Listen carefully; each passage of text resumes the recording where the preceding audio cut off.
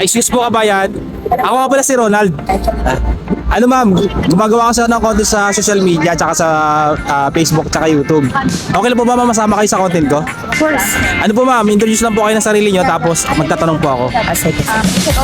Hello po, I am Lovella Salguera, 36 years old, and I am currently studying here in Filipino Academy, and I'm working here in Dubai for 6 months. Ano pong work nyo dito ma'am sa Dubai ma'am? I'm working as a childcare in a baby. Wow, galing naman. Saan po kayo sa Pilipinas ma'am? I am from Iloilo. I'm an Ilongga. Ma'am, halimbawa ipin case ma'am, bigyan kayo ng chance na manalo ng 1 million dirham. Ano pong gagawin sa pera at bakit? Sana magdilang anghel ka. Siyempre, it's a great opportunity para sa akin na hopefully manalo. Siyempre, papatay ako ng bahay. And then, tutulungan ko yung family ko.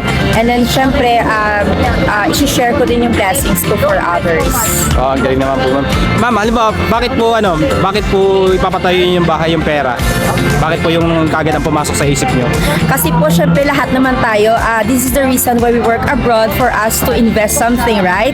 So, syempre, ang main goal talaga natin is to have our own investment like properties, like a house, of course, and land.